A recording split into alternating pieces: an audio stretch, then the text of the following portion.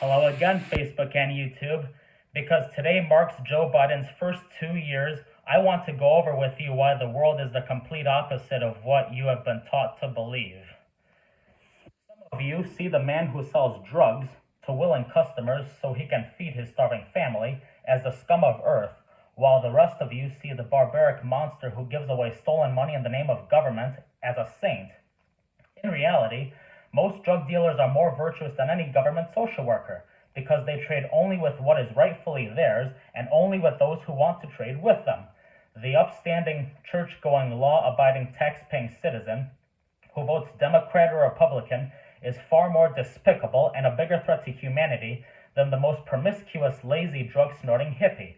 Why? Because the hippie is willing to let others be free and the voter is not. The American government today is the most violent, oppressive government on the planet. Of course, Hitler, Mussolini, and Stalin have been the most ruthless dictators the world has ever seen, leaving millions dead under their sovereignty. But America has done far worse. Americans stretched to every corner of the globe, building and inhabiting embassies and military bases to celebrate the domination of humanity. Despite all the churches, synagogues, and mosques we see around us, this nation has one God, and only one God, and that God is called government. Jesus taught nonviolence and told you to love your neighbor, but the state encourages you to vote for people who will use the violence of government to butt into every aspect of everyone else's life. Which do you believe? To those about to stone a woman who had committed adultery, Jesus said, "Let him who is without sin cast the first stone." But the state says it's perfectly fine to lock someone up if they engage in a behavior that the state doesn't approve of, such as prostitution. Which do you believe? God says, "Thou shalt not covet," but coveting is the lifeblood of the monster that is the state. Law enforcers are trained to resent, despise, and hate you for having something that they don't have, and they cloak their oppression in the names of capitalism, the government, and the state. The state commands its enforcers to steal possessions and give it to the government, and the state calls that law and order. But the Ten Commandments, however, call that coveting and stealing. Any person who seeks their so-called high office is the lowest of the low. The truth of the matter today is that anyone who enforces the law or serves in the military, they are not heroes, they are not patriots, they are not superior beings, and they certainly are not average beings. Just because they dress better, have bigger vocabularies, and do a better job of plotting and executing their schemes, they are still worse than hitmen, carjackers, and bank robbers. Because they don't want to rob you of just your properties and possessions, but more importantly, they want to rob you of your very humanity by plunging your free will from the toilet of your minds, by leeching away your ability to judge between right and wrong, by reducing you to slaves mentally as well as physically, and still you persist in calling them authority. Authority? What exactly are you trying to get done by having authority?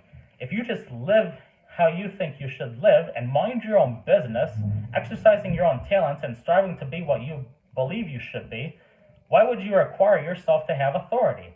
Somewhere within your mostly dormant brains, you know full well that all politicians are corrupt liars and thieves, opportunistic con artists, exploiters, and fearmongers, but you are still speaking as if they are the great wise role models who create civilization. You really think Democrats or Republicans are the ones who make civilization possible? What other belief could possibly be more absurd? There are so many laws being passed every year that not even the politicians who vote them in fully understand them or even read them. You become so thoroughly indoctrinated into the cult of state worship that you are truly shocked when the occasional sane person states the bleeding obvious.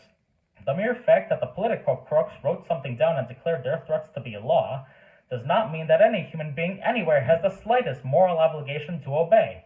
Every moment of every day, in every location and every situation, you have a moral obligation to do what you deem to be right, not what some delusional bloated windbag says is legal. And that requires you to first determine right and wrong for yourself, a responsibility you spend much time and effort trying to dodge. You proclaim how proud you are to be law-abiding citizens, and express utter contempt for anyone who considers himself above your so-called laws that are nothing more than the selfish whims of tyrants and thieves. Some of us today want what our founding fathers wanted all those years ago. Some of us want to raise our families in peace, spend our money how we want to spend it, and relieve ourselves from the control of oppressive sovereigns. Nevertheless, our founding fathers wanted to live a better life, one where they had more freedom, and they literally fought to get it. But instead, some of you do whatever law enforcers tell you to do, allowing them to brainwash you into being mindless, brainwashed, unthinking, subservient slaves, and into being non-human, brainless robots, programmed only to mindlessly obey their masters and rulers. Despite all the parties, cookouts, and gatherings we see to celebrate our freedom and independence, the truth is, you are not free. What if God Almighty does something wrong? Well then, you should disobey Him as well. Everywhere you turn, be it the state or the church, the media or the schools, you are taught one thing above all else: the virtue of subjugating yourselves to mortals who claim to have the right to rule you. Everything Republican and Democratic voters think they know is backwards, upside down, and inside out, along with law enforcers and politicians, convince you that their position of power is true through their complete, outright lies and half-truths. Anarchists, voluntarists, and libertarians are the only people in the universe who bring us truth, peace, justice, freedom, and more importantly, humanity. Glenn Wallace wrote in one of his books, "Anarchism is the most adaptive, humane, intelligent, singly inclusive proposal that we, as social animals, have ever envisioned. Anarchism does not mean no rules. Those are set by individuals. There are rules, just not from the state, and paying for government protection is no different than buying fast food." Republican and Democratic voters babble on and on that had they lived in those other places during those other times, they would have been fighting against poverty and depression, but they are lying.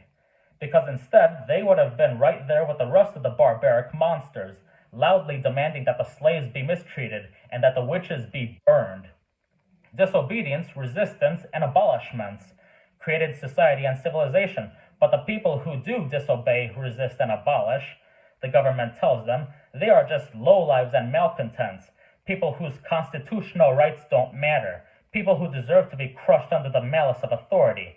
Government is the reason why we, as human beings, are the worst recorded species, and why white people are the worst race of our species. Government and white people are responsible for nailing Jesus Christ to the cross, for celebrating the massacres of the Native Americans, for applauding the speeches of Adolf Hitler, for feeding men, women, and children to wild predators inside the Roman Colosseums, for taking away my great-grandfathers, whom I have never met, and for starting the worst aspect of our species, which is war. Well, anyway, I don't know about you, but I'm sick of jumping through the hoops of government institutions. If you think you are getting something done, then by all means, keep doing what you're doing, but keep in mind the phrase, you can lead a horse to water, but you can't make him drink. And remember, if you are too scared to act, let alone think, then you won't have independence and freedom. But in the meantime, keep living your lives, and hopefully I will have another topic to discuss soon. Goodbye, everyone.